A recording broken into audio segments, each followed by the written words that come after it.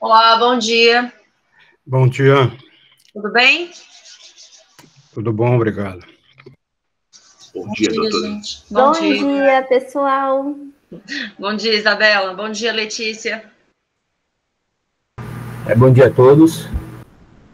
Bom dia, Esteves. Bom dia, Sueli, Tícios, Leidiane, Marcelo. Bom dia para todo mundo.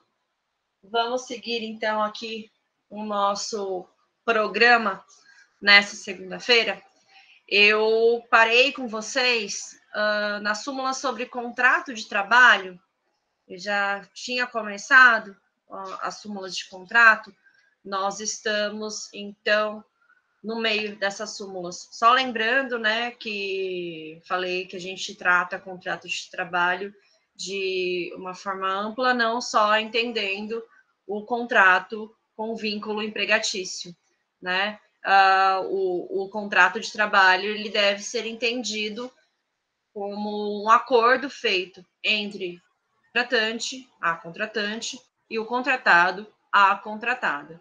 Esse contrato ele pode ser de forma escrita, de forma verbal, por tempo determinado, por tempo indeterminado. Nós sabemos que tem o contrato de trabalho eventual, o contrato de estágio, o contrato de experiência, o contrato de trabalho autônomo e por aí vai, né? Então nós paramos aí e eu encerrei com vocês na análise da súmula 138, que é a súmula que fala sobre readmissão. Então, vamos passar para a próxima súmula, para o estudo da próxima súmula dentro de contrato, que é a súmula 188. Essa súmula 188, ela nada mais fala do que o contrato de experiência. E ela fala sobre aquele debate sobre a prorrogação do contrato de experiência. Pode ou não pode? E a súmula 188 diz que pode ser prorrogado, desde que dentro daquele limite máximo de 90 dias, que é o contrato de experiência, tá? É uma súmula bem simples, e aí a gente passa para a nossa súmula de número 330. A súmula de 330 vai falar sobre a quitação que é passada pelo empregado. E aí, essa súmula 330, ela diz que essa quitação passada pelo empregado, com a assistência de entidade sindical de sua categoria ao empregador, com observância dos requisitos exigidos lá no artigo 477 da CLT, tem eficácia liberatória em relação às parcelas expressamente consignadas no recibo. Destaque a palavra aqui, expressamente, salvo se oposta a ressalva expressa especificada ao valor dado à parcela ou às parcelas impugnadas. Então, essa quitação, ela não abrange parcelas não consignadas no recibo de quitação. E, consequentemente, e isso é importante, os seus reflexos em outras parcelas, ainda que estas constem no recibo. Então, muita atenção aqui, tá? Se eu não dei quitação a uma determinada parcela e ela é base de cálculo de outras parcelas, se essa daqui, que eu não dei quitação, não falei sobre, não tem como fazer essa base de cálculo. Não tem como ela refletir nas outras parcelas, mesmo que essas outras constem expressamente do recibo. Bom, quanto a direitos que deveriam ter sido satisfeitos durante a vigência do contrato de trabalho, a quitação é válida em relação ao período expressamente consignado no recibo de quitação. Então, aqui nessa súmula 330, para a quitação, para as verbas, para ser válido, nós temos uma regra, uma lógica que é a seguinte: vale, é feito, é realizado o que é expresso. O que não está expressamente, não conta, tá bom? Com isso, nós passamos para a súmula de número 331, tá? A súmula 331, ela é extremamente importante e ela fala sobre aquele contrato de prestação de serviços, ela abre o seu inciso 1 falando que a contratação de trabalhadores por empresa interposta é ilegal, formando-se o vínculo diretamente com o tomador de serviços, salvo no caso do trabalho temporário. Lembrando que as críticas nós já fizemos na primeira aula, tá? Essa comparação entre reforma trabalhista e o que diz a súmula, eu não farei mais, eu farei outros comentários, tá? Tudo que diz respeito a cancelamento e alteração dada à reforma, a gente vai ter que voltar, então, na aula primeira para poder cumprir o programa aqui com vocês. Aí, o inciso 2, ele fala que a contratação irregular de trabalhador mediante essa empresa interposta não gera vínculo de emprego com os órgãos da administração pública, direta, indireta ou fundacional.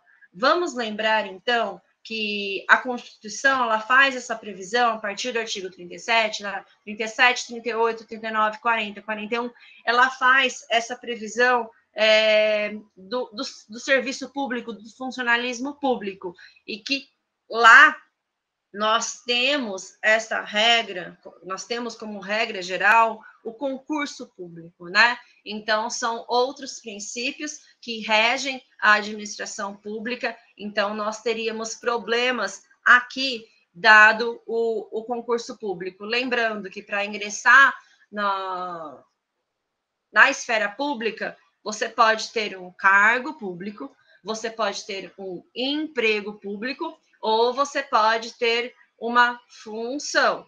No caso de função, a função, ela dispensa este concurso público. O emprego público é aquele que sempre existirá concurso público, tá? Por quê? Porque o cargo, ele se divide em cargo efetivo, que é concursado, e aquele cargo por comissão nas três hipóteses previstas, e neste caso é dispensado também o concurso público, tá bom? Então, vamos lembrar aqui que formação de vínculo com a administração pública não é tão simples, dado as regras e os princípios administrativos que seguem aqui a lógica do concurso, tá?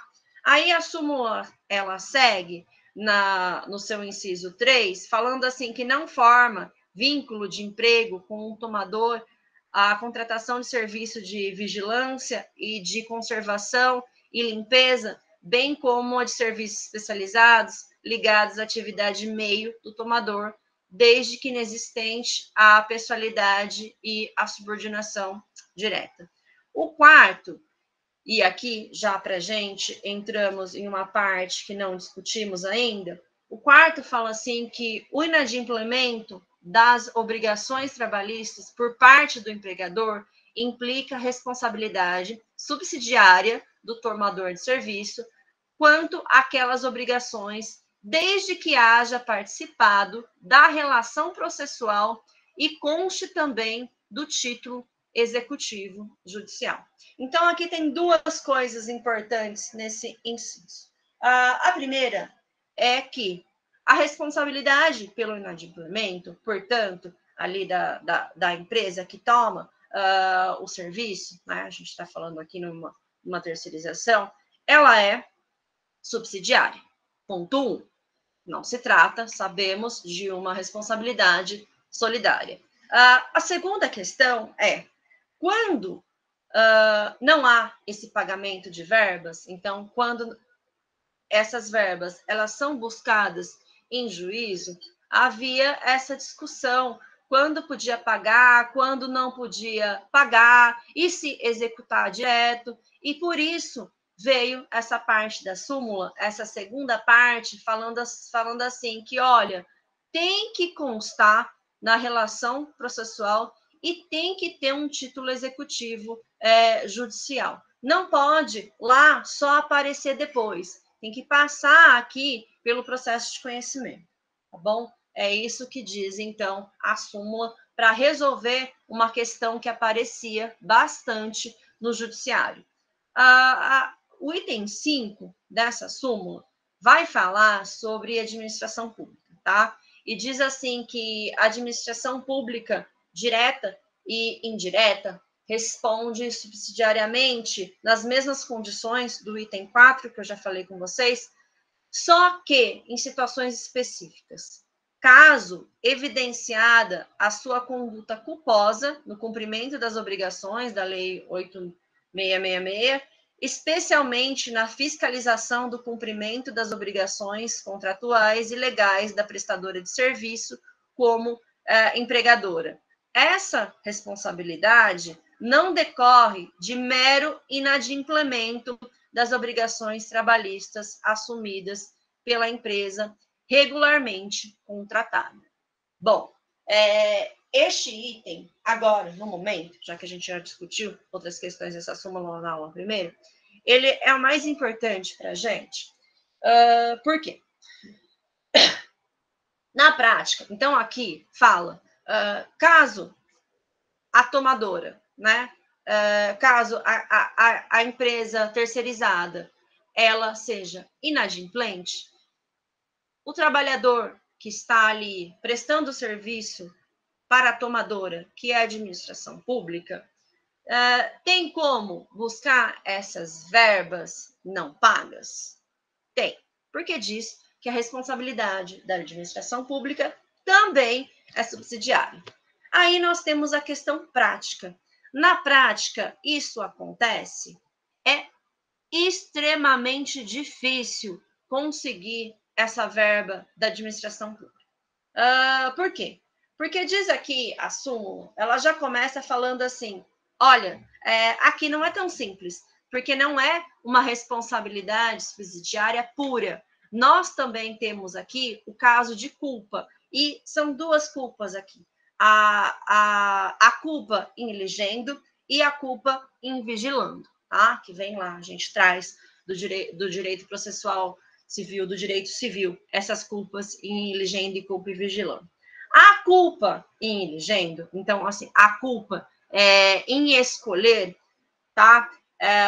Aquela empresa que é a empresa terceirizada, o que acontece? Na prática, entende-se, os tribunais entendem que se feita a licitação, porque aqui a gente está falando de administração pública, né? Então, se feita a licitação, se a licitação não foi uma licitação fraudulenta, tendo sido uma licitação regular, basta para cumprir esse requisito. Então, eu já acabo por aí a culpa na escolha. Já a culpa em vigilando, então, a culpa né, de ficar vigiando, de ficar fiscalizando aquela empresa, fala assim que não basta que eu veja e que eu saiba que a empresa terceirizada simplesmente não paga as verbas, precisa de mais. Este mais que é um conceito aberto, e na prática esse mais acaba sendo muita coisa, tá? Então, são naquelas situações que são escancaradas, que empresa deu golpe, todo mundo sabe, e aí, no caso concreto, é que a administração pública vem a responder. Então, para a gente, aqui, vamos marcar essas diferenças, que se a tomadora de serviços for da esfera privada, a responsabilidade é subsidiária pura. Se a tomadora de serviços for administração pública direta ou indireta, a responsabilidade é subsidiária com culpa em elegendo e vigilando. Tá bom? Tá claro isso? Tá tranquilo? Então, vamos seguir aqui. Essa súmula, ela vai se encerrar. Tem uma pergunta? Oi? Aqui é o Tício, os advogados, pode fazer pergunta durante ou deixamos para o final? Claro, pode sim, Tício. Nossa, tá. É que tem alguns assuntos que estão assim no teclado do advogado, né? Que já tem processos e tal, né? Esses processos, essas responsabilidades subsidiárias do ente público... Tício, você consegue... Eu não sei se você está longe, eu não sei se é o meu aqui, se eu tô com... Vou falar mais perto. Deixa eu ver se eu estou com 100% do meu som aqui. Às Não, vezes o som está ruim. O som do Tício está ruim. É o som do Tício. Tá bom. Agora eu estou te ouvindo bem, Nelson. Obrigada. De 1, 2, 3 processos trabalhistas que eu coloquei o ente público como responsável subsidiário, eu percebo que eles só trocam documentos, né, informações. Manda ofício para lá, manda documento que pagou o FGTS, né? Só fazem essa fiscalização só através de documentos, mas não tem nada em loco, né? Você acha que só essa fiscalização com documentos seria o suficiente? Ou o poder público deveria ter algum outro tipo de ação para comprovar que ele fiscalizou o pagamento das verbas trabalhistas? No caso, você está falando... É que eu perdi o começo. No caso, você está falando da administração pública. Isso. A administração pública, ela é a tomadora de serviço e ela quer provar que ela fiscaliza. Isso, só através de troca de documentos. Tá, olha só. Né? Bom, vamos lá. Essa fiscalização, no caso, o ônus da prova, ele inverte-se, né? Então, cabe à administração pública provar que ela fiscalizou. Olha, eu vou falar para você que o que eu vou falar para você é a opinião que eu acho que deveria ser. Para mim, é insuficiente, tá? Os meros documentos, ainda mais que a gente sabe esses documentos tem muita fraude de documento e não é o que se vê na prática, para mim é insuficiente. Só que não é isso que entende jurisprudência, tá bom?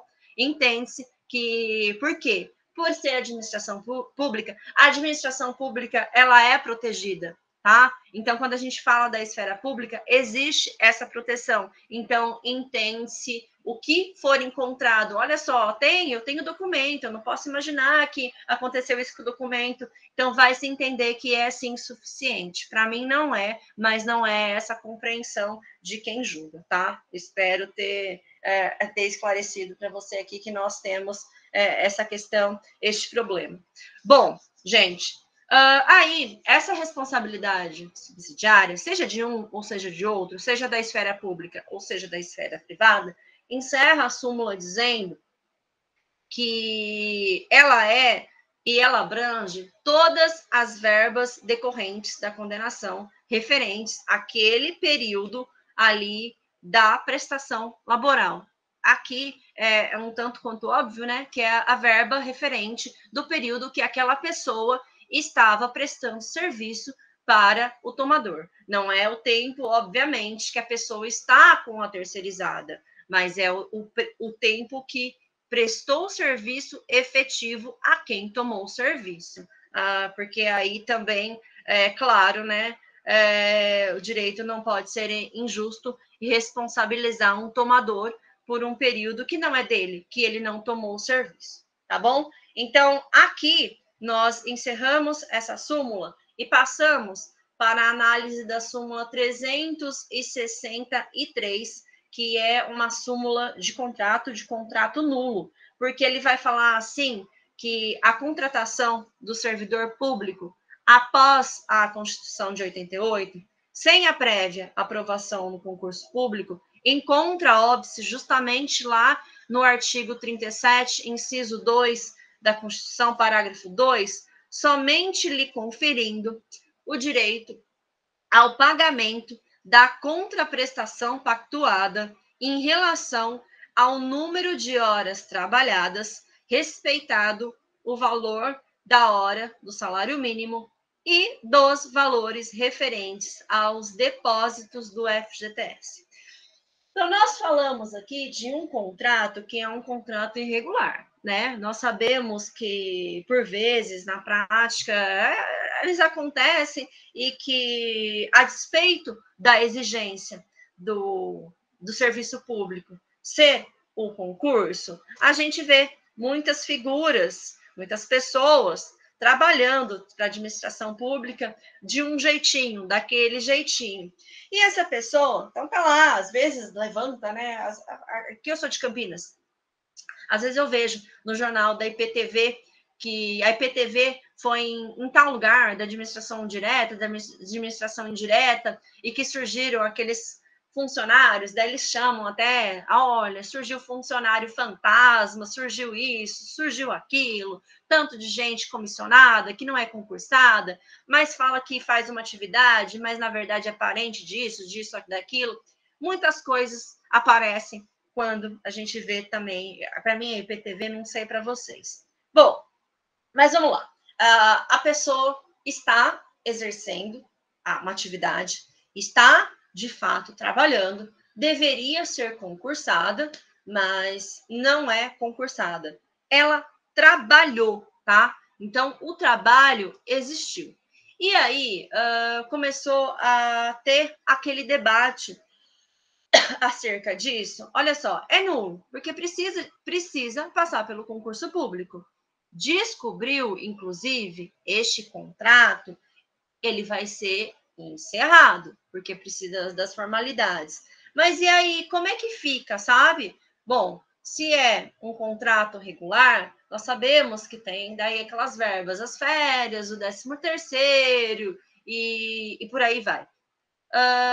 Aí ficaram naquele embate. O que eu vou fazer nessa situação? Porque a pessoa trabalhou e foi-se para uma solução que a gente não pode dar um carimbo que é uma situação regular e equiparar uma situação regular com todos os direitos, porque talvez isso acabe, foi quem julgou, né? Quem decidiu pensou assim, talvez isso acabe premiando e impulsionando uma prática que é uma prática nula, que é uma prática irregular.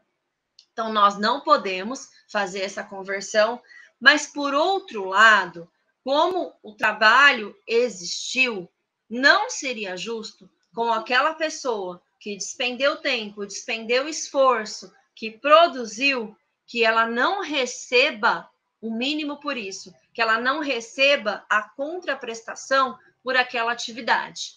Então, daí veio essa decisão e foi sumulada na súmula que nós acabamos de ver, 363, que direito à contraprestação, a receber pela atividade que foi feita tem e os respectivos valores do FGTS. Nada mais, tá? Então, essa foi a solução que foi dada. Com isso, nós passamos para a súmula 430, também da administração pública, e fala assim que convalidam-se os efeitos do contrato de trabalho que, considerado nulo por ausência de concurso público, quando celebrado originalmente com o ente da administração pública indireta, continua a existir após a sua privatização. Aqui tem um detalhe, tá? Tem um detalhe porque a situação não é igual à da súmula 363. Vai convalidar? Por que vai convalidar? Porque vai convalidar porque não é mais a administração pública convalidando.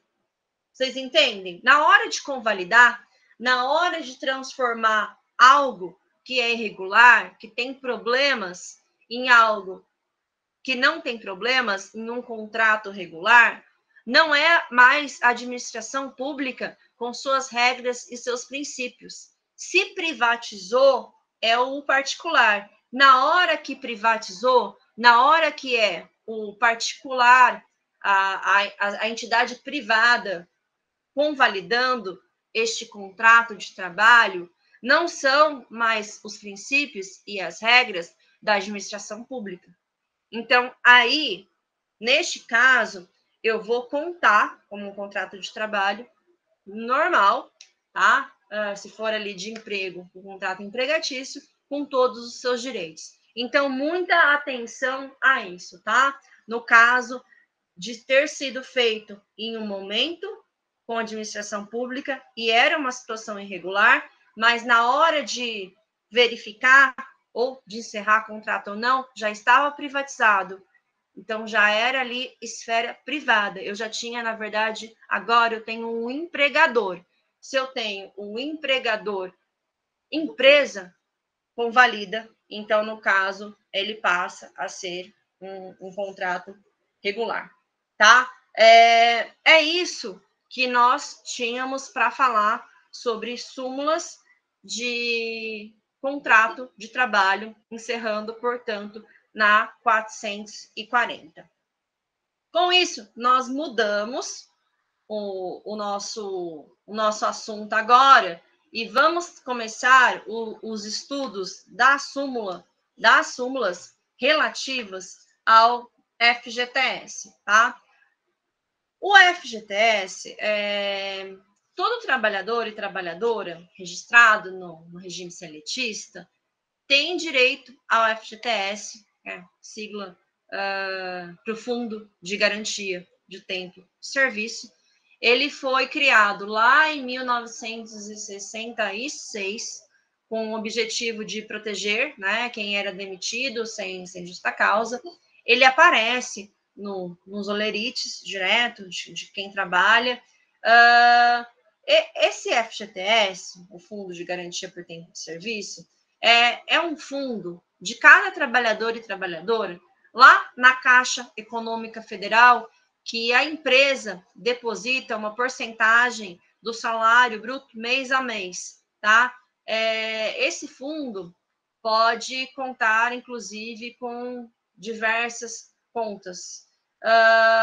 O FGTS, portanto, ele é um direito de trabalhadores seletistas, dos trabalhadores rurais, dos empregados domésticos, dos temporários, dos avulsos, dos safreiros e dos atletas profissionais.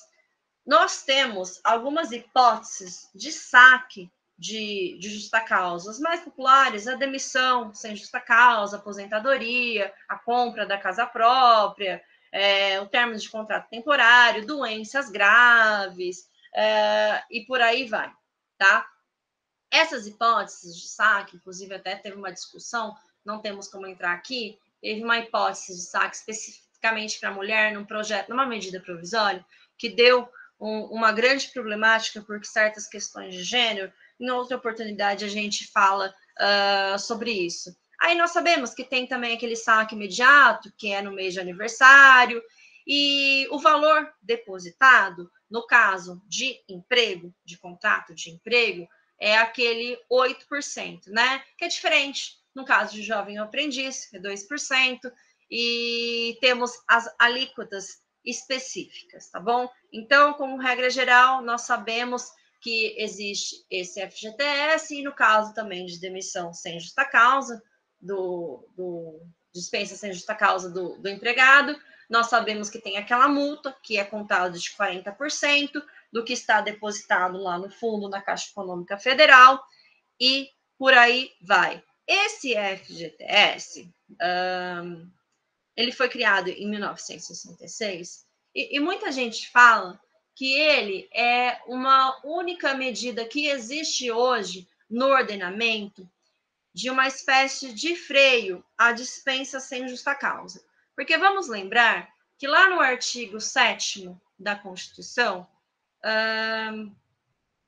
no parágrafo, no inciso 1, ele fala, a Constituição fala que a dispensa arbitrária e a dispensa sem justa causa deve ser protegida com uma indenização.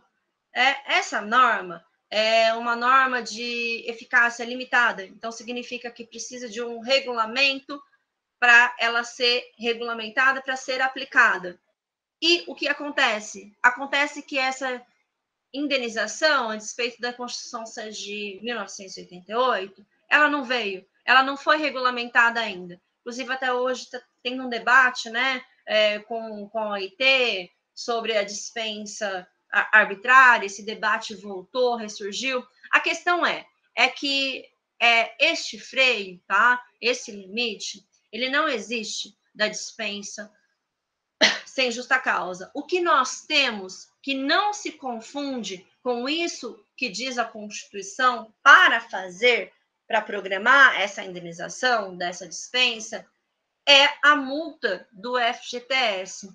Por isso que algumas pessoas, alguns teóricos, eles falam que, olha, é uma espécie de medida que temos, não é a que queria a Constituição, mas é a única figura aqui que nós temos que se assemelha ao que pensa a Constituição, que a Constituição desejava, tá? Mas vamos lá, então, as súmulas sobre FGTS. A primeira súmula sobre FGTS é a súmula 54, que fala sobre o optante. Essa súmula 54, ela fala assim que, rescindindo por acordo o contrato de trabalho, o empregado estável optante tem direito no mínimo de 60% do total da indenização em dobro, calculada sobre o maior salário percebido no emprego. Se houver recebido menos do que esse total, qualquer que tenha sido a forma de transação, assegura-lhe a complementação até aquele limite. Aqui, então, portanto, nós estamos falando de uma situação específica, que é daquela pessoa que tem estabilidade.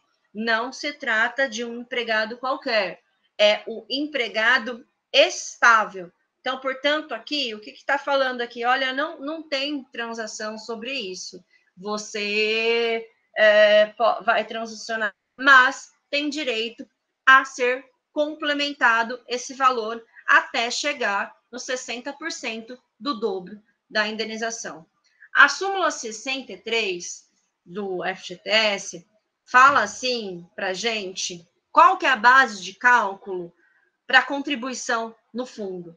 E aí fala que essa contribuição do FGTS, ela incide sobre a remuneração mensal devida ao empregado, inclusive sobre as horas extras e os adicionais eventuais, tá? Então, aqui estabelece base de cálculo para contribuição.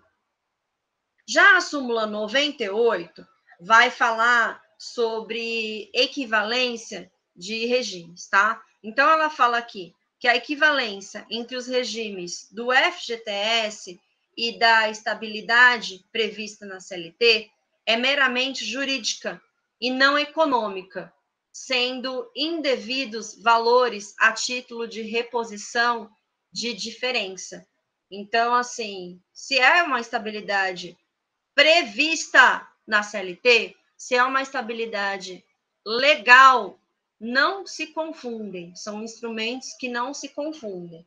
Já a estabilidade contratual ou derivada de regulamento de empresa é uma outra questão, porque esta é compatível com o FGTS, tá? Diversamente o que ocorre com a estabilidade legal, que acaba sendo renunciada pelo FGTS, pela opção de FGTS. Então, aqui, se estabilidade é legal, não se choca, tem efeito de renúncia, ou um ou outro.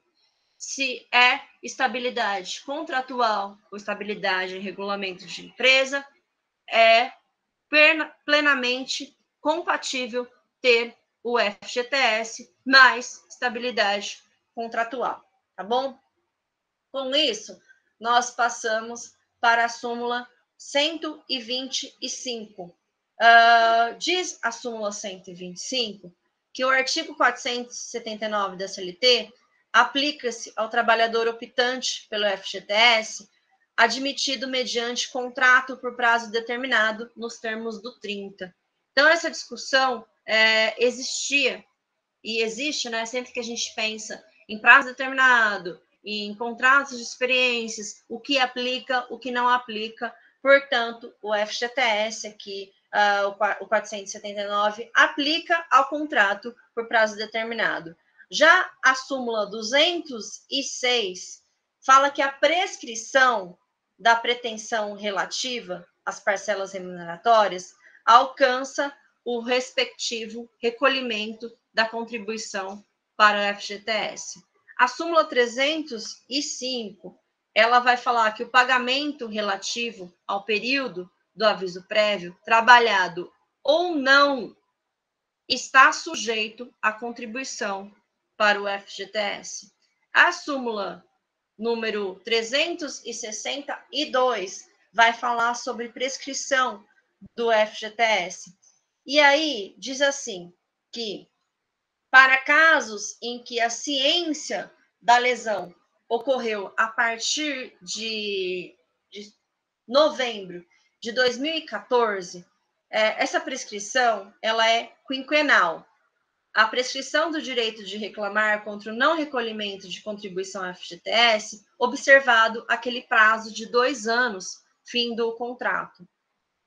Mas para casos que o prazo já estava correndo, já estava acontecendo, quando? Novembro de 2014, aplica-se aí aquele prazo prescricional que se consumar primeiro, sejam os 30 anos do termo inicial ou os 5 anos a partir de novembro de 2014. Aqui a gente tem essa regra, né, de transição, quando nós tivemos essa mudança nas prescrições do que tange o FGTS. Depois, a nossa súmula 461 vai falar para a gente sobre as diferenças de recolhimento e o ônus da prova sobre isso, e fala assim que é do empregador o ônus da prova em relação à regularidade dos depósitos do FGTS, pois o pagamento é fato extintivo do direito do autor. Então, muita atenção a essa súmula aqui, que às vezes a gente tem essa questão, né, no judiciário. Então, lembrar que a súmula fala de forma bem clara que o pagamento do FGTS, para provar o pagamento do FGTS, não é fato constitutivo de autor. Né? A gente sabe aquela regra do 818, combinado com aquela a regra do CPC, esse pagamento é fato extintivo do autor. Assim sendo, então é constitutivo do empregador. Portanto, cabe a ele provar a regularidade deste pagamento. Com isso, nós encerramos essa questão aqui, que fala sobre o FGTS das súmulas. Pois não? Pois não, César? Bom dia a todos. Ô, professora, eu posso, na verdade, fazer uma observação e fazer uma consulta ao conhecimento da senhora. Que está falando dos fatores limitantes da dispensa, né? Aí me ocorreu aqui que eu tenho uma demanda para entrar, que eu acabei lembrando da dispensa da Lei 9.029 de 95, do Fernando Henrique. A senhora se recorda? Que fala que as dispensas discriminatórias têm que ser indenizadas em dobro até a recontratação. É uma coisa que eu também não sabia. O artigo 4 diz assim: as consequências para atitudes discriminatórias, cuja escolha entre elas é facultada ao empregado, além do direito à reparação do dano moral, desde a percepção em dobro da remuneração do período de afastamento. Eu digo isso porque eu tenho uma ação em curso, em que o reclamante, a gente pleiteia o acidente de trabalho, e aí na perícia médica ele fala que trabalha com reciclagem, né, catando latinha. Olha o absurdo.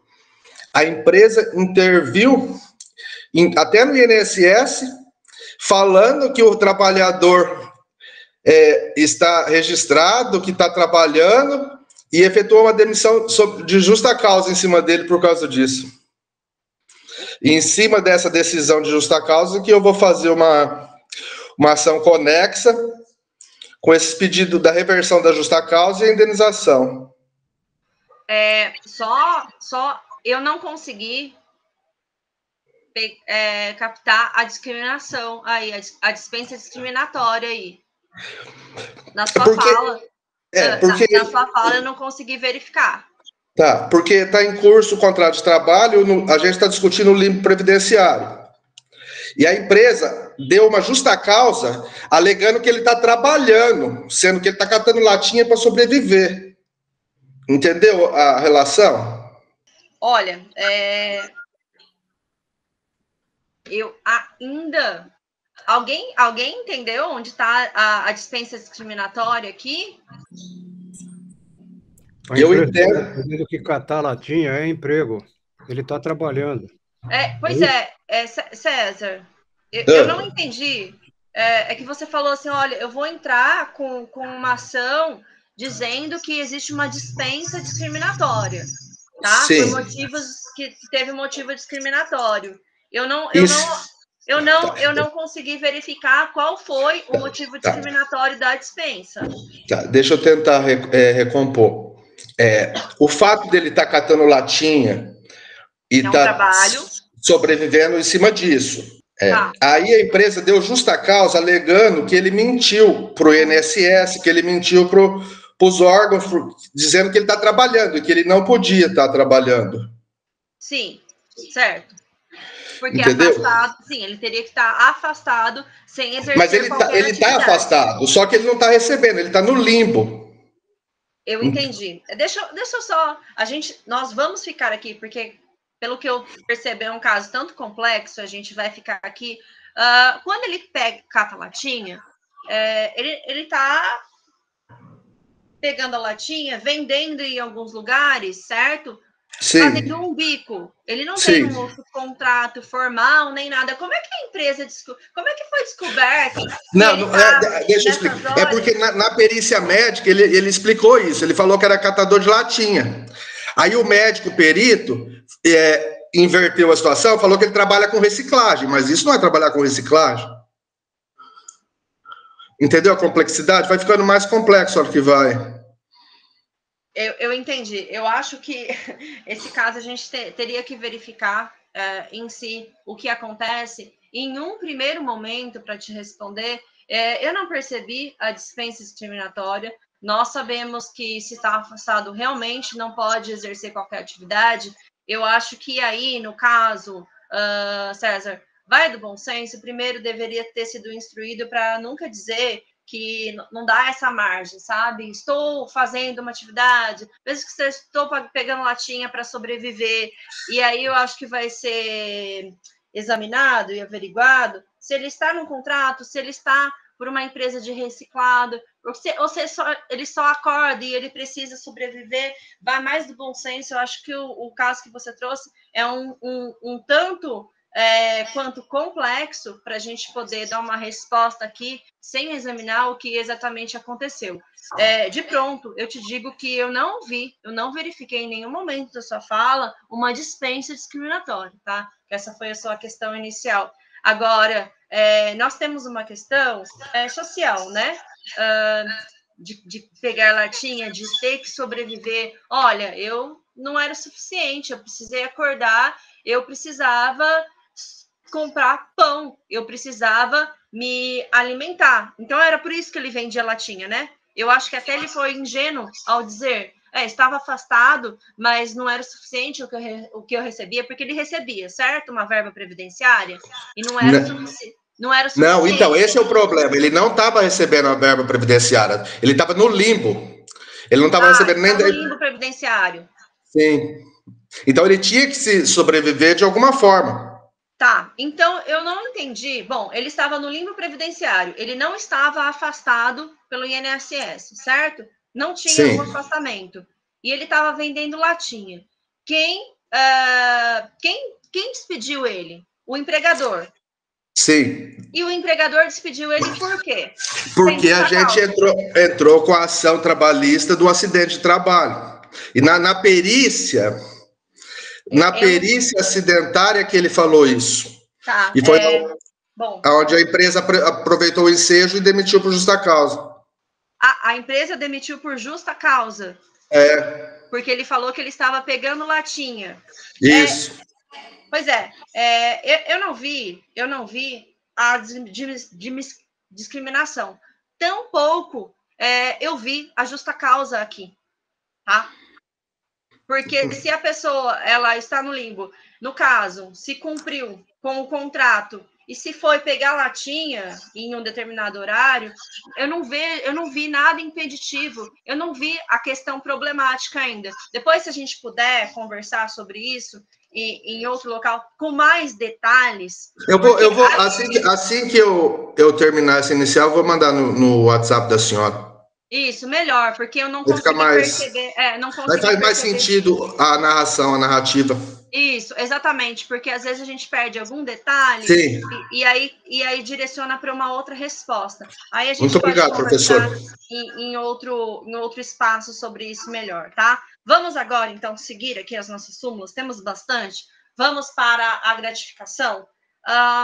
Gente, a gratificação, ela é um benefício financeiro extra que é oferecido pelo empregador. Então, é uma recompensa além, tá? Alguns motivos, algumas questões levam a existir essa gratificação. Então, nós sabemos que existe uma gratificação, que é uma gratificação muito popular, né? Gratificação natalina, por exemplo.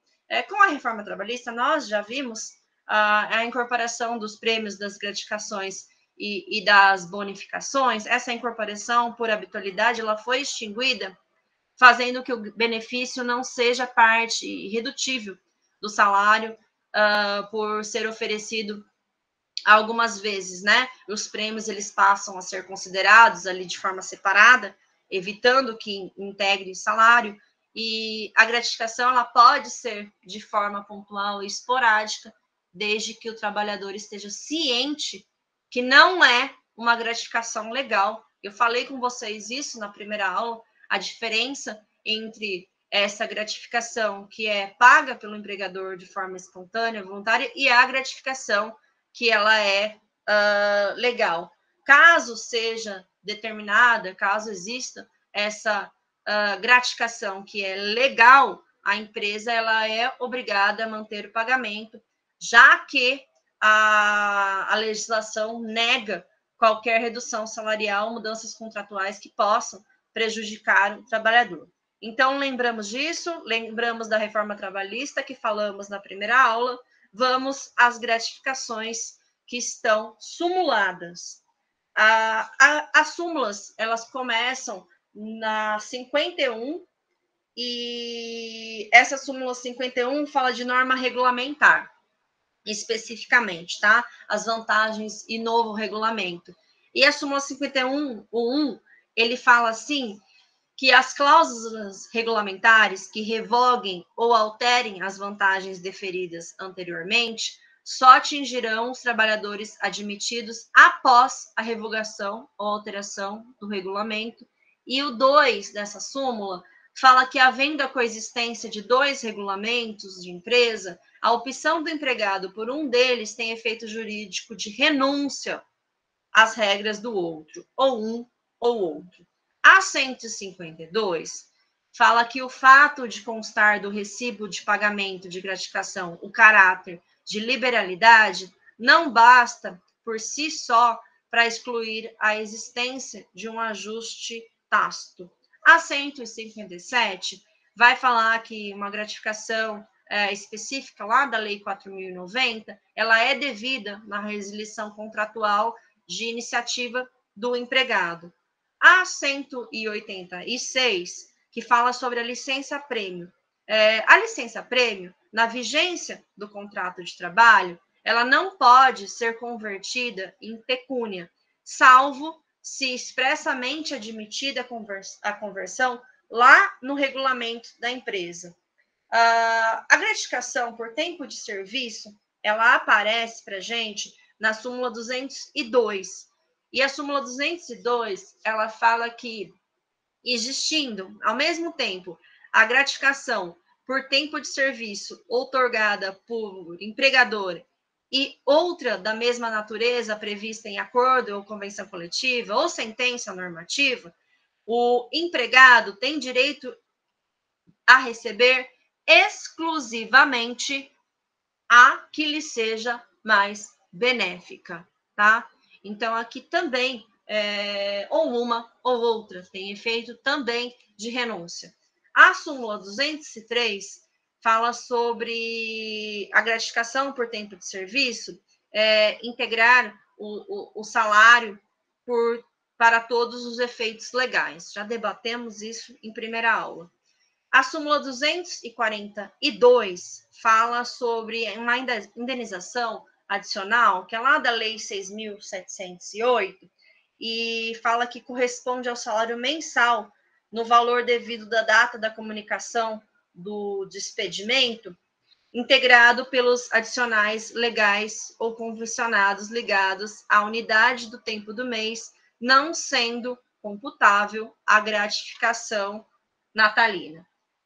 A súmula 253 fala sobre a gratificação, que é a gratificação semestral, e fala assim que a gratificação, quando ela é semestral, aqui fala em base de cálculo, ela não repercute no cálculo das horas extras, das férias e do aviso prévio, ainda que esses sejam indenizados.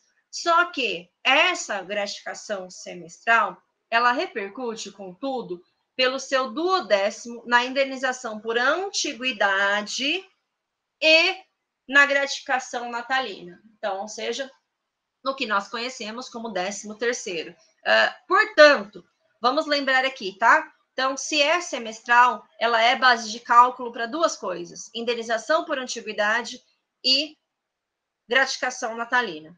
Já a súmula 314 fala sobre a indenização adicional e, se ocorrer a rescisão contratual no período de 30 dias que antecede aquela data base, observando uma outra súmula, que é a súmula 182, o pagamento dessas verbas rescisórias com salário já corrigido não afasta o direito de indenização adicional a prevista na Lei 6.708.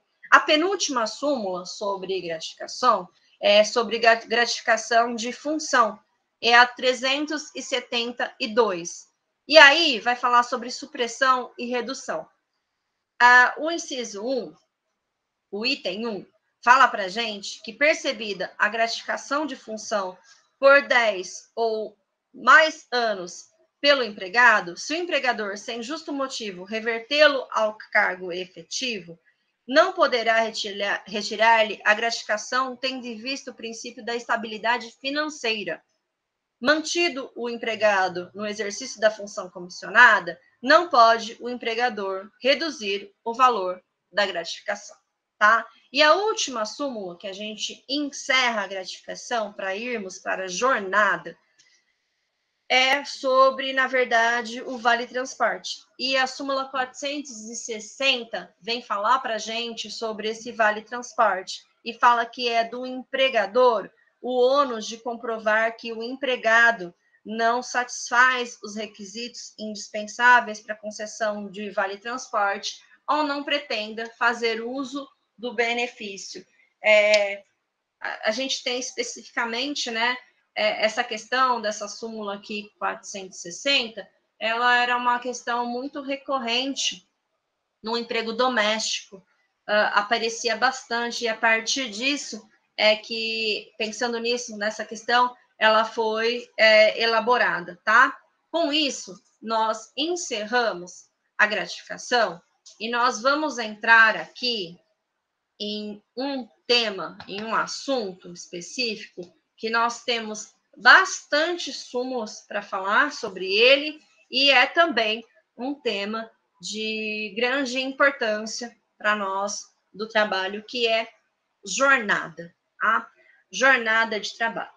Nós sabemos que a Constituição, lá no seu artigo 7º, em um dos seus incisos, ela estabelece uma jornada de trabalho, que é uma jornada de trabalho padrão, e ela fala assim que essa jornada é o 8 por 8 horas diárias, 44 horas semanais.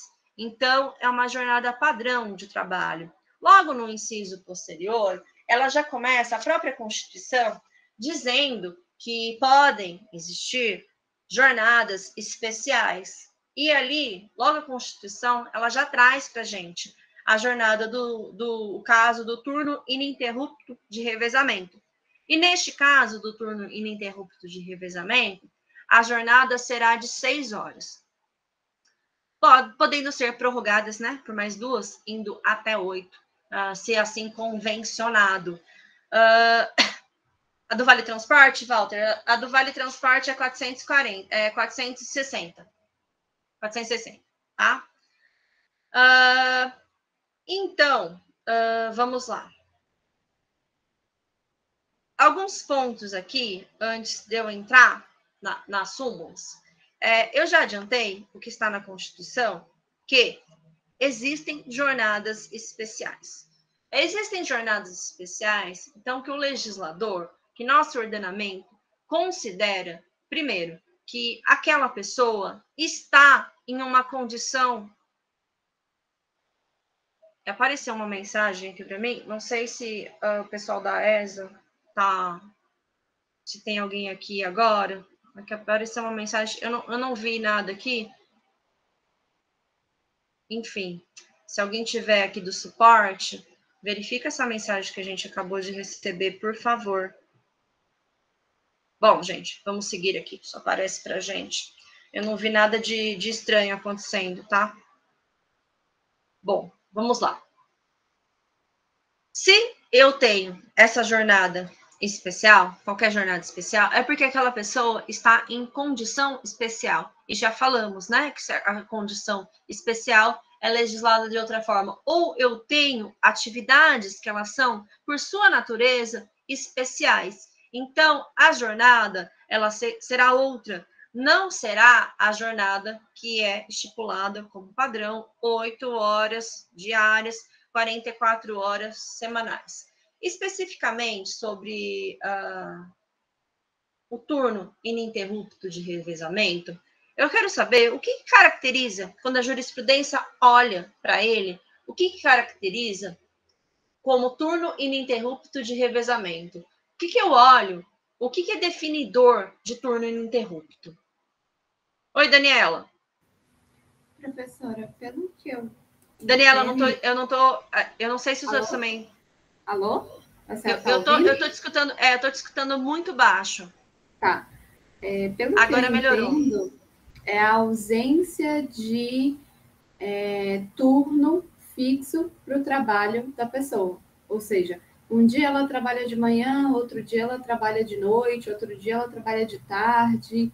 Ela não tem ali um período específico do dia dela em que ela vai trabalhar e vai saber que os outros estão livres. A qualquer momento, a escala muda e ela não tem essa previsibilidade de período. Eu acho que é isso. Tá. Então, você me disse, o que caracteriza o turno ininterrupto é a imprevisibilidade. Um dia ser de manhã, outro dia ser à noite, outro dia ser à tarde. Ok. Alguém quer falar uma outra coisa, dar uma outra definição para caracterizar esse turno ininterrupto? A ininterruptividade, ela decorre exatamente do fato de a empresa funcionar às 24 horas, né? Funcionar sem parar. Então, por isso ela tem turnos de revezamento. Esse revezamento, normalmente, pode se dar de uma semana para outra. Uma semana está de meia-noite às 6, pode ser que na outra esteja de 6 ao meio-dia, na outra de meio-dia às 18, ou de 18 às 24. Mas é essa ideia de funcionar ininterruptamente, né? Não pode parar. Bom, então nós temos, e quando eu aprendi também, aprendi que o ininterrupto era a atividade do empregador. Então me deram um exemplo, olha, vamos pensar num hospital. O trabalho no hospital para? Não, a atividade ali, o objeto social, a atividade de um hospital é ininterrupta, não tem como parar, né? A gente não consegue pensar que é um trabalho que tem como parar. E a gente pode dar alguns exemplos semelhantes dessas atividades essenciais, que não é impossível parar, também pensei. Então, eu olhava mesmo para a atividade do empregador, que ela tinha que ser ininterrupta. Ok, essa é uma questão. E aí vem, né? Isso, é aquela pessoa trabalhar para no hospital, por exemplo. É isso que a coloca neste turno ininterrupto de revezamento, que tem estabelecida a jornada de 6 horas. É isso que a jurisprudência entende? E aí vem o entendimento dizendo que, claro, isso existe, de não parar a atividade, mas o traço caracterizador, para ser configurada mesmo, de fato, segue no que a Daniela falou. Essa pessoa, ela precisa estar aqui em revezamento dos turnos. Ela precisa, um dia está de manhã, outro dia está à noite, ou muitos dias de manhã e depois ela aparece de noite. Então, ela precisa fazer essa alternância de turnos. Sem essa alternância, não existe, portanto, o turno ininterrupto de revezamento. Então, noite e dia, porque mudar isso que é considerado nocivo àquela pessoa que trabalha, é isso que é considerado a condição adversa. Tá numa hora aqui, numa hora ali. Lembra que eu falei para vocês já do adicional noturno, que à noite o quanto é prejudicial à saúde, a questão da vista e por aí vai, tá bom? Então, isso seria o turno ininterrupto de revezamento.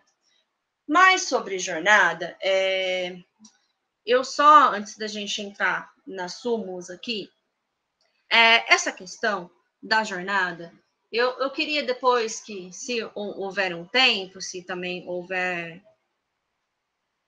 curiosidade de vocês, eu posso mandar no nosso grupo essas questões sobre a jornada, como, ao longo do tempo, e agora com tecnologia, essa questão da jornada, ela está acontecendo, na verdade, um apagamento do que é hora de trabalho, as fronteiras estão embaçadas, especialmente quando a gente foi lá para a pandemia, e quando nós passamos a trabalhar de casa, com o teletrabalho, com o home office, que são figuras que não se confundem, como as fronteiras do tempo de trabalho, do tempo de não trabalho, do tempo de lazer, elas foram confundidas e elas já estão sendo assim, dada a tecnologia, há muito tempo esse borramento de fronteiras e cada vez mais, porque a tendência, quando a gente pensa em empresa, a gente está pensando no capitalismo, é que todo o tempo seja transformado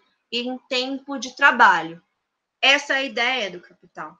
Que todo o tempo de trabalho morto, ele seja sugado para virar um tempo de trabalho produtivo. Que todo o tempo seja um tempo de produção.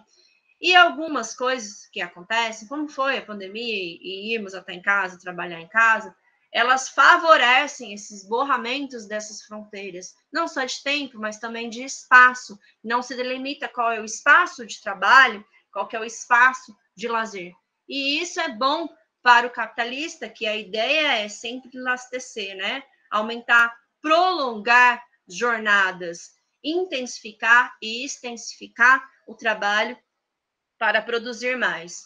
E nós, há muitos anos, lá na Revolução Industrial, nós verificávamos aquelas situações, daquelas jornadas estafantes, 10 horas, 12 horas. A gente via lá mulheres, nós víamos crianças naquelas fábricas. Tem um museu de Manchester, esse museu de Manchester, ele traz, né, as situações, as condições de trabalho que muito se assemelham com as condições, com as jornadas de trabalho de hoje, de pessoas que estão desprotegidas à margem da proteção trabalhista, que não tem a jornada regulada. Por quê? Aí, né, diz o Nietzsche que é uma falta a falta de fruição, de lazer, a falta de elemento contemplativo leva à barbárie. Para tudo isso, para dizer para vocês que jornada é uma questão de saúde. Esse limite de jornada estabelecido é uma questão de saúde, porque o corpo humano não aguenta, o corpo humano padece, o corpo humano perece. Então, pensando nessa questão de saúde, o Marx ele descreveu lá no Capital o caso de uma trabalhadora, a Mary Ann, que ela trabalhou 3 dias seguidos e ela morreu de exaustão trabalhando. Pensando, né? Foi pensando nessas situações que a delimitação das jornadas vier, tá? E é pensando, então, seguindo a lógica, nessa questão de saúde, olhando para cada atividade específica, se ela é mais ou menos exaustiva, se ela exige mais ou menos do ser humano, é que as jornadas são delimitadas. Dito isso, vamos para as jornadas em si, para as súmulas. As jornadas começam na súmula 15, tá? Então, aqui vai ser bem abrangente mesmo, vamos falar bastante coisa sobre jornada. A súmula 15, ela fala sobre o atestado médico, e fala assim que a justificação da ausência do empregado, quando motivada por doença, para a percepção do salário enfermidade, da remuneração, do repouso semanal, deve observar a ordem preferencial dos atestados médicos estabelecidos em lei. Isso é o que diz a súmula 15. Alguém já teve a curiosidade de ver qual é essa ordem preferencial dos atestados médicos estabelecidos em lei? Alguém já viu?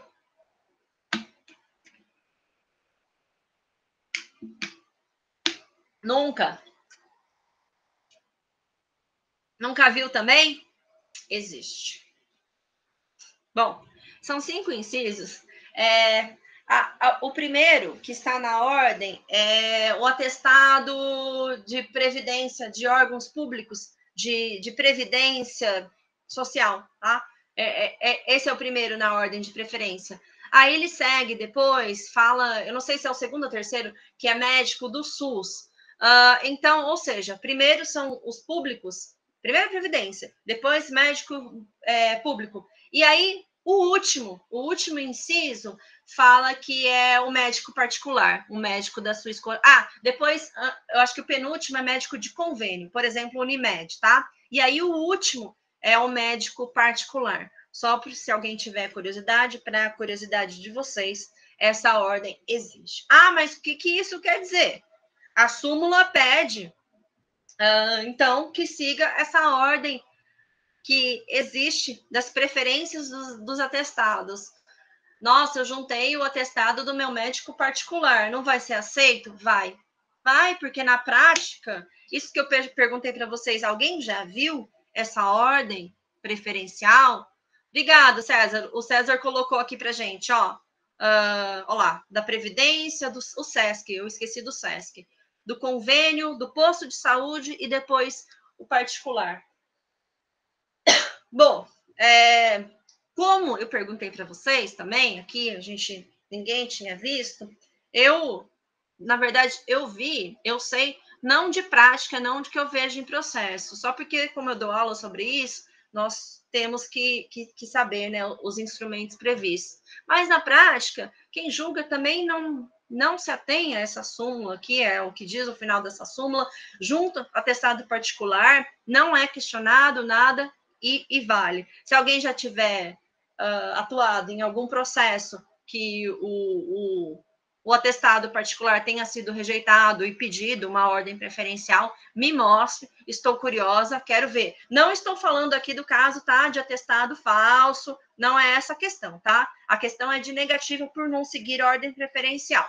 Não estou falando nas fraudes que sabemos que muitas vezes acontece, adulterar, atestado e por aí vai.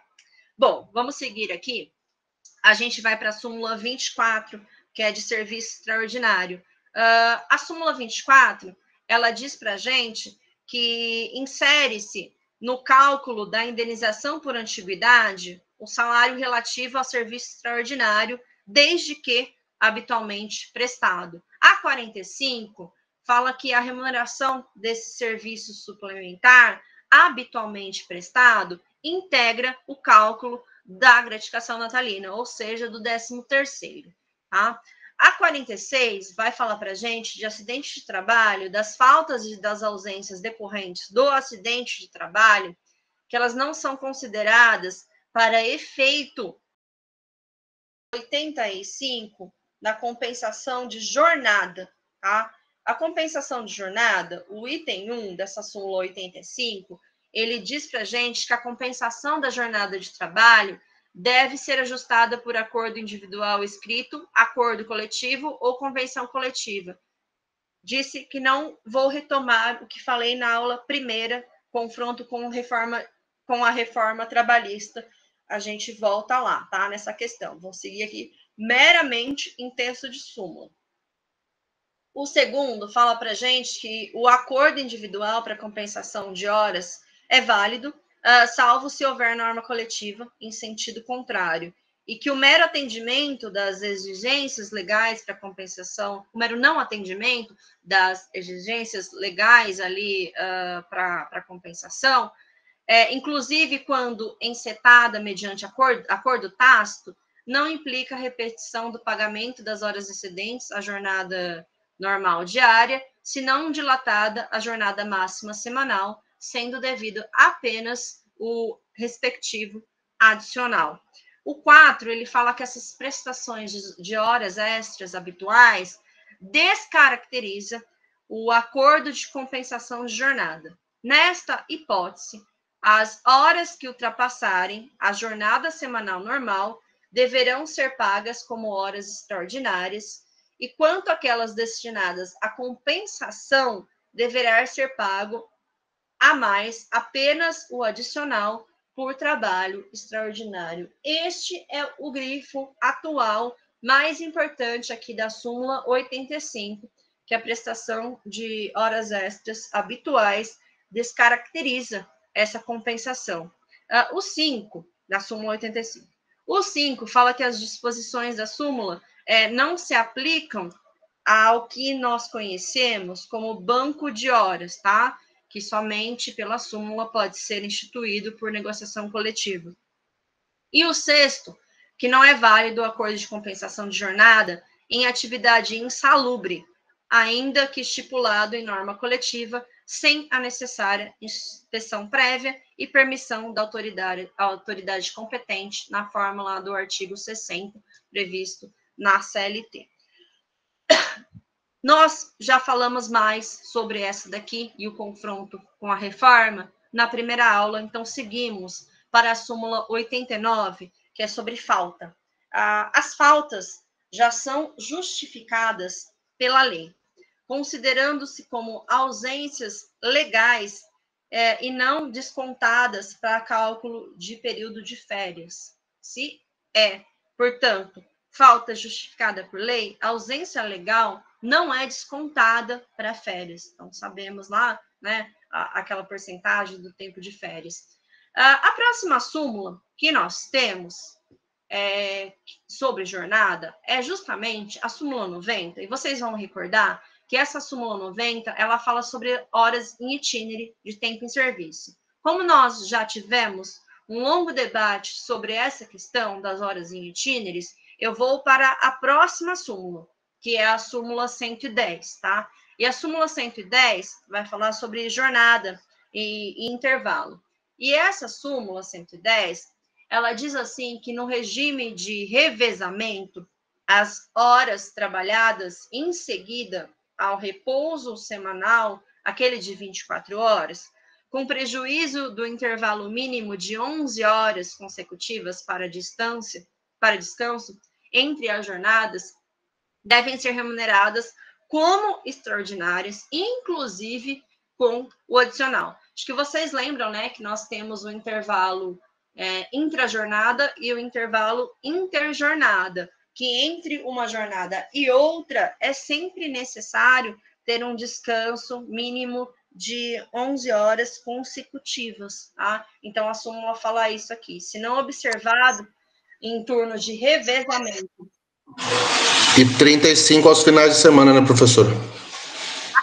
Acaba sendo. Quando você conta junto com aquelas 24 horas do DSR, a gente acaba contando, né? 24 mais 11 acaba dando um cômputo total de 35 horas. Ou seja, se não observado este tempo mínimo, quando junta com o DSR, aí nós falamos, então, de horas extras que devem ser remuneradas com respectivo adicional.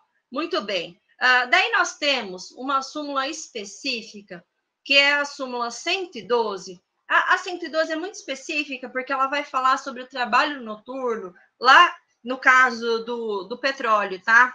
Então, aí ela fala ali que, neste caso, quem está naquela atividade de perfuração, de xisto, petroquímica, só fala assim que lá não tem a hora ficta, que nós urbanos temos de 52 minutos por 30 segundos. Então, no caso do pessoal lá no petróleo, não existe essa hora ficta, a hora noturna é 60 minutos.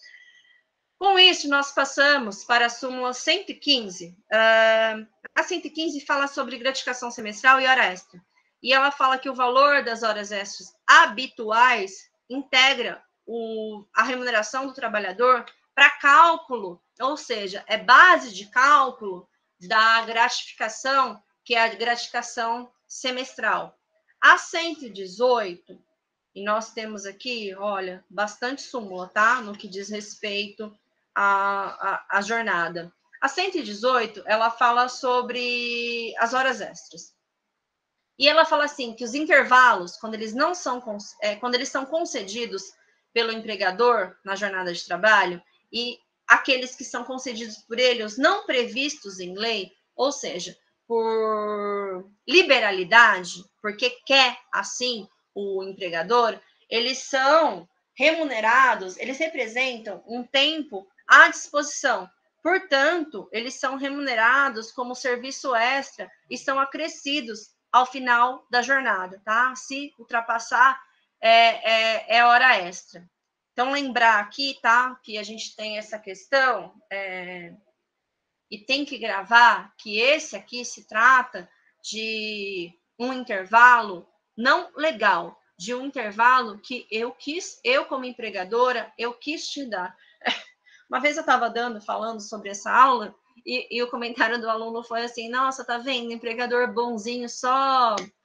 Mas não é essa questão aqui, tá? Não vou reproduzir o que foi dito, mas foi bem nessa parte aqui da súmula, nessa aula. E passamos para 119. A súmula 119, ela fala que os empregados de empresas distribuidoras e corretoras de títulos de valores imobiliários não têm hora especial como tem os bancários. Então, assim, corretor de título e valor imobiliário, empresa distribuidora, não segue hora específica do bancário. A 146 fala sobre o trabalho em domingo e feriado, quando ele não é compensado. E o trabalho prestado nesses domingos e feriados, quando não compensado, é pago em dobra, sem prejuízo da remuneração relativa ao DSR. A súmula 155 fala sobre a ausência no serviço. As horas em que o empregado falta ao serviço para comparecimento necessário como parte na Justiça do Trabalho não serão descontadas de seu salário. Alguém já foi parte na Justiça do Trabalho? Só curiosidade. Não como advogado, como parte. Quem já foi? Eu já fui. Quem falou? Tícios Godoy. O Tícios Godoy. Na Justiça do Trabalho mesmo? Como parte? Como parte. Eu saí do banco para vir para... Eu trabalhava no Banco Santander. Eu saí do Santander para vir para a advocacia, né? Não sei se vai se encaixar bem na pergunta, mas, enfim... Não, tá ótimo. Eu já fui convidada, mas eu acabei não sendo, não só na Justiça do Trabalho, aqui, né, claro, a gente tem que dar uma interpretação ampliativa, que não é essa falta não é justificada só para a Justiça do Trabalho, mas para comparecimentos em juízo. Eu já fui convidada em alguns casos que foram, né, o caso de presenciar aquelas brigas, enfim, mas vamos deixar para outro momento. Fala, Daniela. Não, eu só quero pontuar que eu também já fui testemunha da Justiça do Trabalho, né? E na época eu trabalhava, mas eu decidi não levar a ata da audiência, não, porque eu fiquei com medo de sofrer discriminação no meu novo trabalho. Eu tinha acabado de sair da empresa. pela qual eu ia testemunhar contra, sabe? Eu ia chegar nesse ponto. Pelo que eu vejo, pelo que a gente percebe, existe, né? É uma falta justificada, mas ninguém pega a ata e quando ainda está trabalhando, leva lá para falar assim, olha, eu fui... Porque nós sabemos, né, que tem assim, esse olhar social discriminatório por parte do empregador, de qualquer um que chegou perto do seu trabalho. Então, eu nunca vi ninguém usar, não, como falta justificada. Já vi as pessoas indo, mas não falando, olha, eu fui lá, porque já pensa, nossa, pois é, nós sabemos disso. Mas vamos seguir aqui para o que nos importa. Vamos para a súmula 172. A súmula 172 fala que computa-se no descanso, no repouso remunerado, as horas extras habitualmente prestadas. Já a 225 fala que as gratificações pelo tempo de serviço e produtividade pagas mensalmente não repercutem no cálculo do repouso semanal remunerado. Já a súmula 264, é uma súmula de hora extra, fala que a remuneração do serviço suplementar é composta do valor da hora normal, integrado por parcelas de natureza salarial e acrescido do adicional previsto em lei, contrato, acordo, convenção coletiva ou sentença normativa. Aqui falam, então, essas últimas súmulas, tudo de base de cálculo, tá? O que é base de cálculo do quê? Para a 282, falar sobre abono de faltas e serviço médico da empresa, que ao serviço médico da empresa ou o mantido por ela, mediante convênio, compete abonar os primeiros 15 dias de ausência de trabalho. E os outros? Em que a gente está pensando aqui? A súmula termina por aí. E auxílio-doença, afastamento pelo INSS. Exatamente. A súmula estabeleceu justamente esse número 15, ele não é aleatório, é porque ele já está pensando, olha só, agora, daqui para frente, você vai para uma questão previdenciária. Daqui para frente é com a Previdência. É justamente isso, não é por acaso, né? Este número 15 não aparece aqui por acaso. As súmulas não têm palavras aleatórias.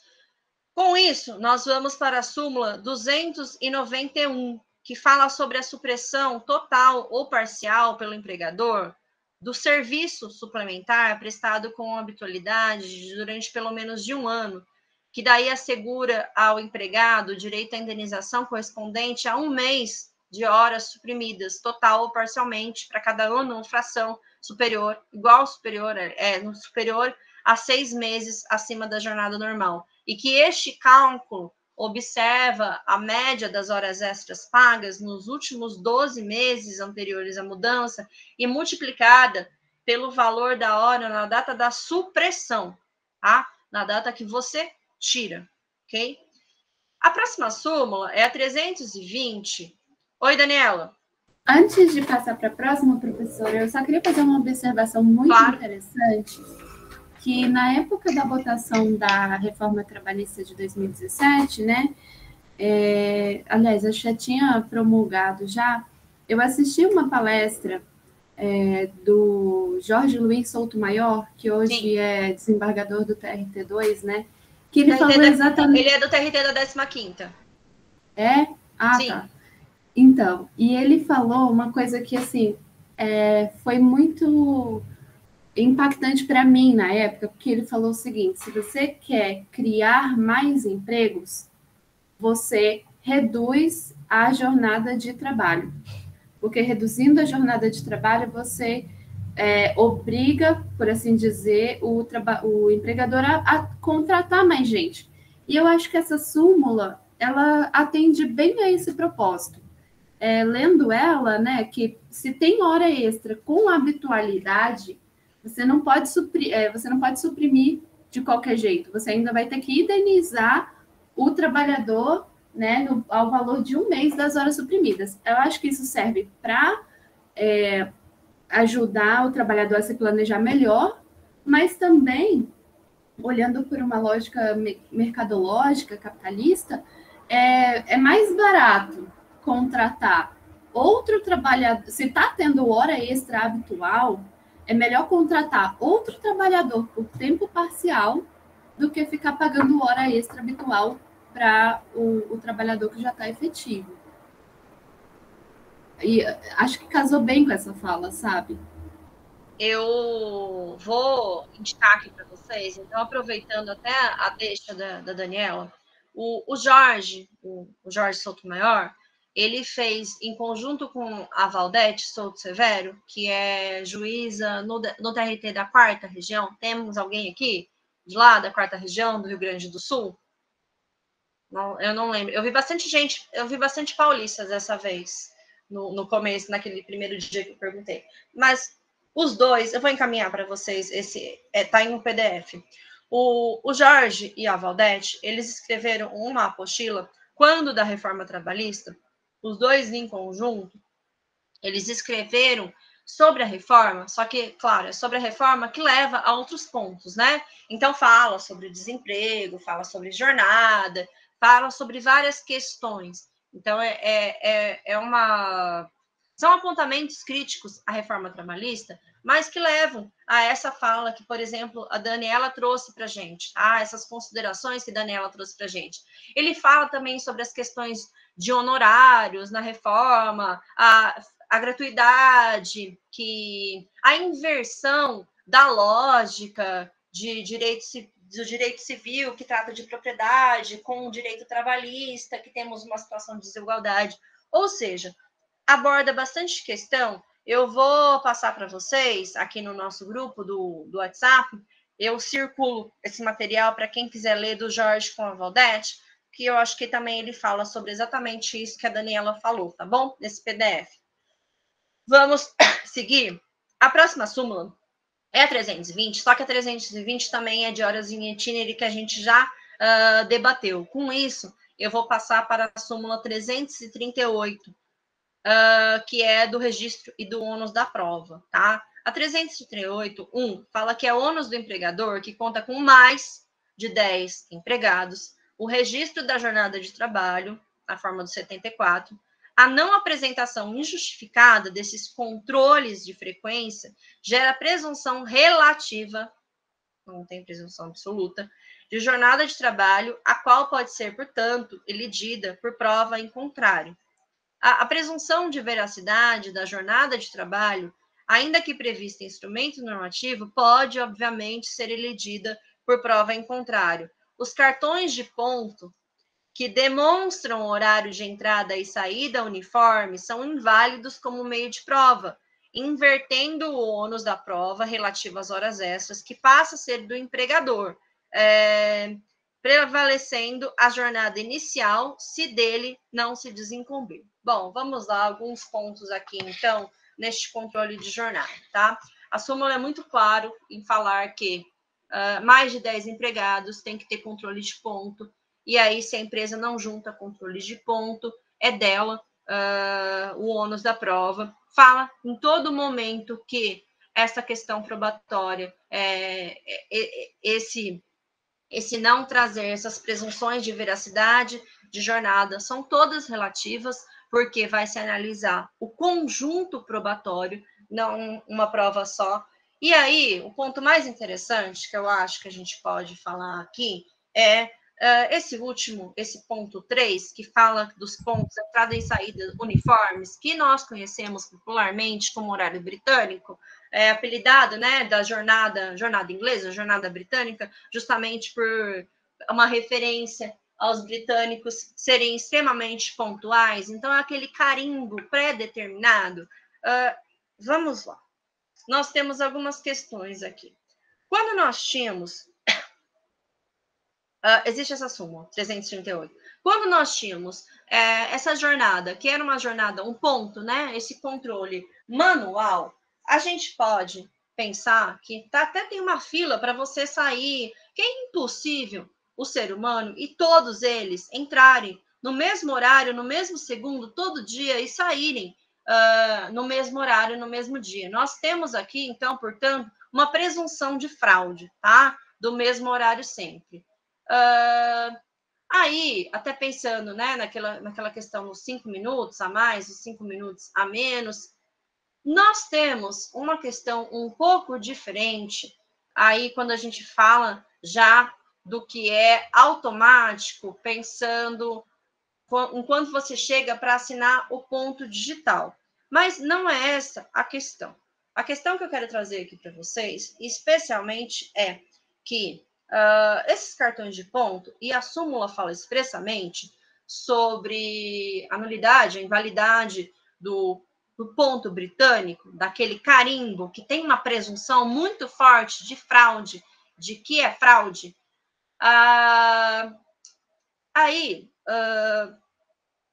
Muito bem. Fala sobre saída e fala sobre entrada. Como é que fica os intervalos? Porque os intervalos, o intervalo dentro da jornada, o intervalo para alimentação, ele também precisa ser registrado. E aí? Como é que fica o ônus da prova aqui? O César está dizendo, sim, César, nós falamos aqui sobre isso, esse confronto com a reforma, na nossa primeira aula, que a reforma ela muda essa questão da obrigatoriedade do cartão de pontos e passa para mais de 20 funcionários. Então, essa súmula aqui, ela precisava só de uma alteração no número para ela se adequar ao que diz a reforma. Mas como é que fica essa questão, então, do ponto? E do ponto britânico? Eu tenho um ponto britânico, eu vou trazer para vocês aqui a questão real. Eu tenho um ponto britânico marcando o horário de almoço, tá? Do meio-dia às 13, todos os dias. Ou das 12h03 às 13h03, todos os dias. Como é que fica? Infelizmente é aceitável, né, professor? Eu não sei exatamente a justificativa, mas eles não mantêm a obrigatoriedade dessa anotação na intrajornada, né? Tá. César falou que é aceitável. Eu tinha uma mãozinha levantada. Quem estava com a mão levantada e queria comentar?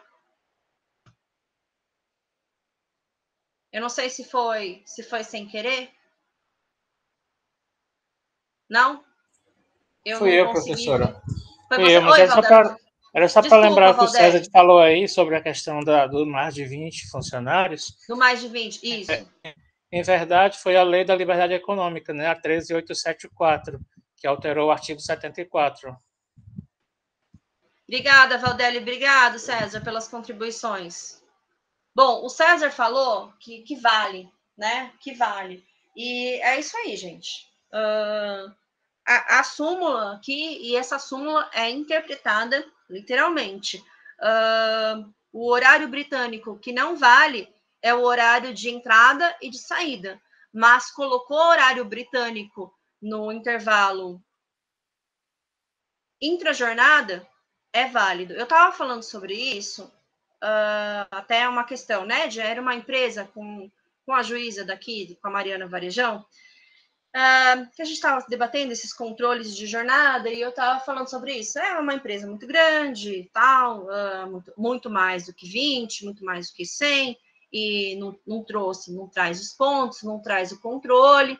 E aí eu falei para ela, né? Eu até nem era sobre isso, porque não era sobre o empregado em si, mas como a gente debate o vínculo empregatício desses trabalhadores das plataformas, e ela até tem uma sentença dela recentemente que vinculou o OL, o entregador, a iFood, então ela entendeu como sendo uma questão de trabalho subordinado, de vínculo empregatício. Eu posso passar essa sentença depois para vocês?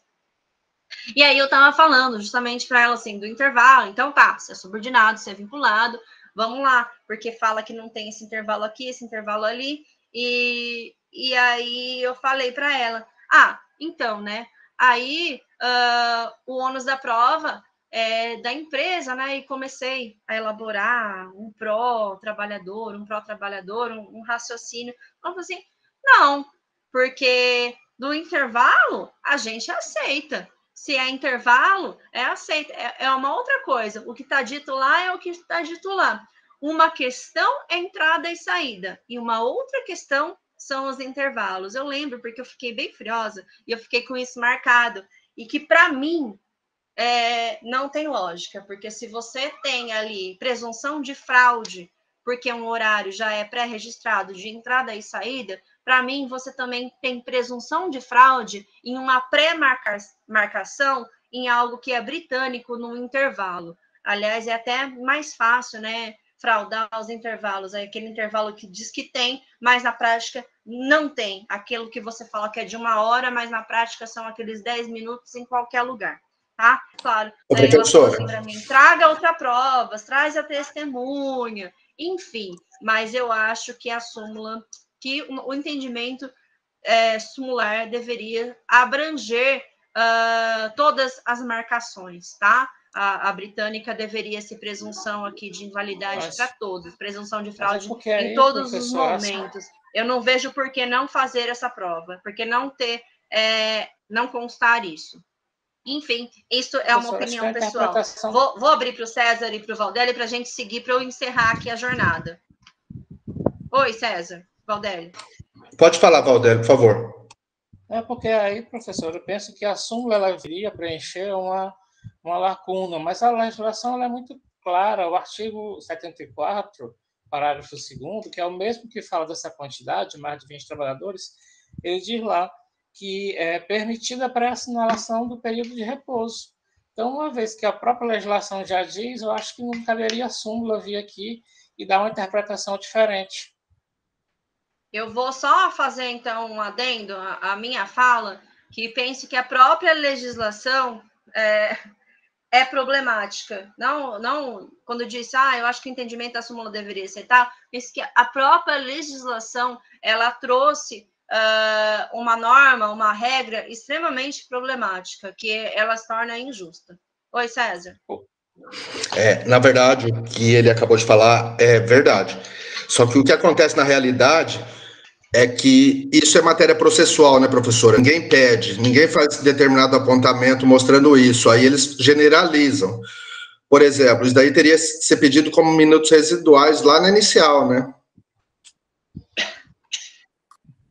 Pois sim, nós temos essa questão, né?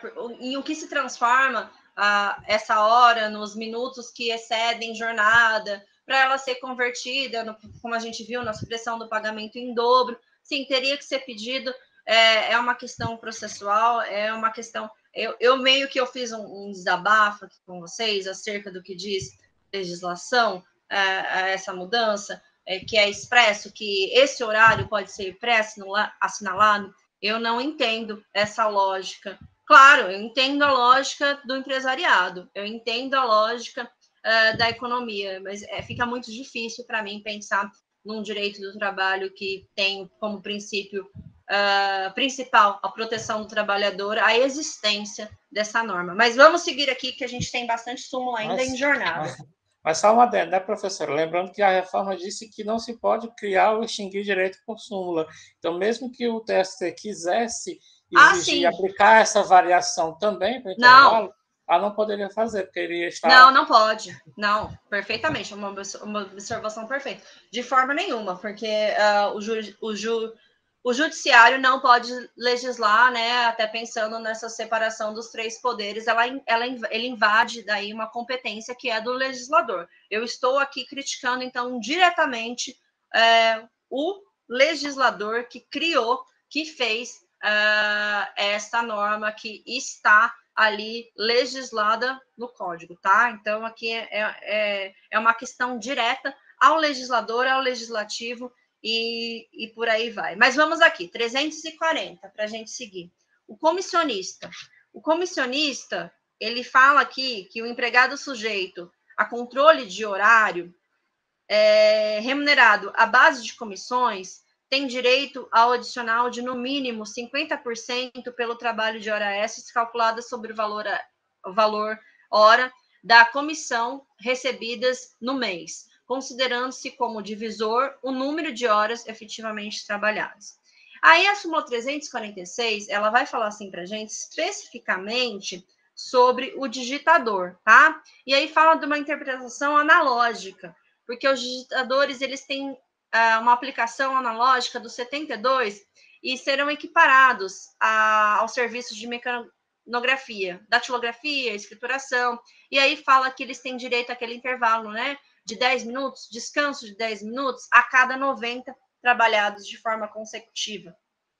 A 347 fala para a gente das horas extras habituais, que o cálculo dessas horas extras habituais, para efeito de reflexos em verbas trabalhistas, observará o número de horas efetivamente prestadas e a ele aplica-se o valor salariório da época do pagamento daquelas verbas. Então, aqui é mais uma questão do tempo, tá? E em qual momento você vai contar.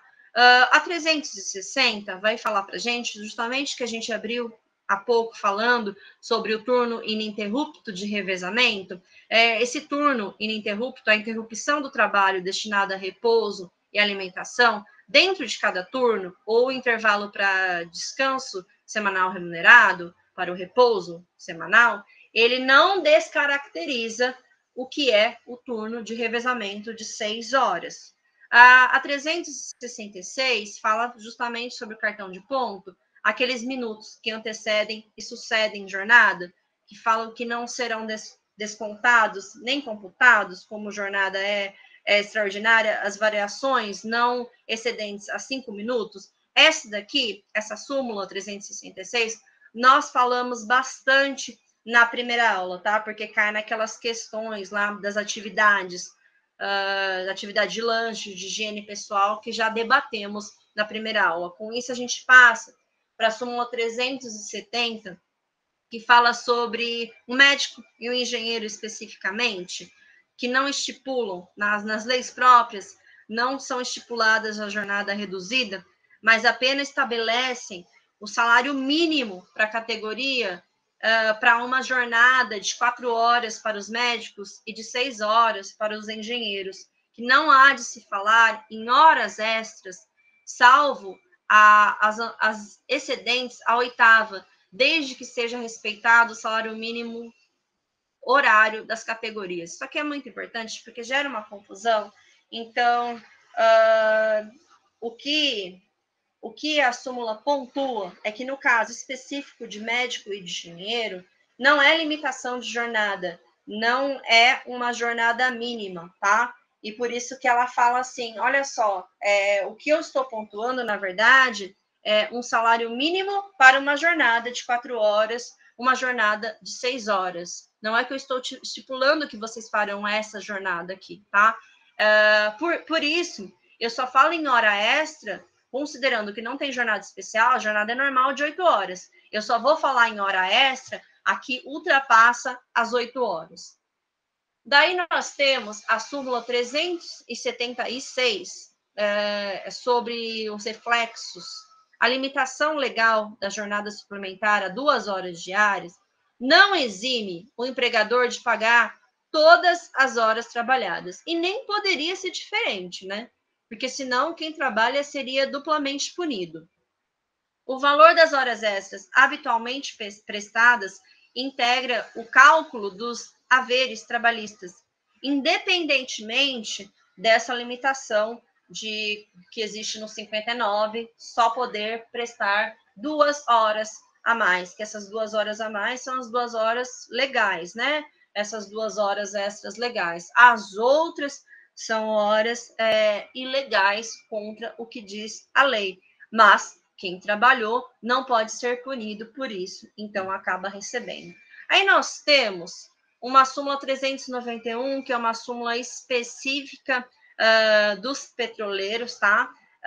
Que fala que foi recepcionada o turno ininterrupto para os petroleiros, então seria sobre isso. Para a gente passar para a súmula 423, que fala do turno ininterrupto de revezamento, fixação mediante negociação coletiva, e fala assim que estabelecida uma jornada superior a 6 horas, limitada a 8, por meio regular de negociação coletiva, os empregados submetidos a esse turno ininterrupto não têm direito ao pagamento da 7ª e da 8ª como extras. Ou seja, a 7ª e a 8ª são extras, normalmente, no turno ininterrupto. Se foi estipulado por convenção, por negociação coletiva, que a jornada é de 8 horas, elas deixam de ser extra, tá? A 7ª e 8ª. Bem tranquilo. Daí, nós passamos para a súmula 428, que vai falar sobre o sobreaviso. E aí fala que o uso desses instrumentos telemáticos ou informatizados fornecidos pela empresa ao empregado, por si só, sozinho, não caracteriza o regime de sobreaviso. Lembrando que o sobreaviso é aquela previsão daquele trabalhador, daquela trabalhadora que está em casa, em outro local que não no local de trabalho. Ou seja, o mero aqui, ó, celular, tá? O seu empregador, eu em casa, meu empregador lá que está na ESA, me chamando o tempo todo. Só essa existência do meio telemático não caracteriza aquela, então, chamada sobreaviso. Preciso de mais elementos de acordo com a súmula. Considera sobreaviso o empregado que, à distância e submetido a controle patronal por instrumentos telemáticos ou informatizados, permanecer em regime de plantão ou equivalente, aguardando a qualquer momento a chamada para o serviço durante o período de descanso. Então, eu já sei que eu vou ser chamada, que o empregador ele vai chamar, já estou esperando. Então, quando ele me deixa com o celular e fala assim, olha, eu vou te chamar, eu vou te ligar. Ou seja, se isso foi estipulado, aí é uma questão de prova, né? Provar que isso foi, ou da prática, que isso acontece na prática entre as duas partes, isso caracterizou plantão, essa espera, porque eu estou à disposição A. Se eu estou à disposição A, então aqui eu caracterizei o nosso sobreaviso. O Walter fez uma pergunta aqui, que uma jornada onde se trabalha 12 horas é considerado o quê? Considerado o quê exatamente, Walter? Considerado para qual questão? Sim, isso é claro, sim, sim. Eu não posso punir quem trabalha. Primeiro, já estamos em uma situação legal, né? Então, professor, eu acho que ele está querendo dizer da jornada 12 por 36. Não, eu acho que não. Walter, depois você pode explicar um pouquinho melhor? Já foi a resposta? Tá bom. Depois, se você quiser, a gente pode trabalhar um pouco melhor na sua questão. Aí, nós temos aqui a súmula 429, que é o tempo de disposição do empregador, que considera esse tempo de disposição do empregador na forma do 4 da CLT, o tempo necessário ao deslocamento da portaria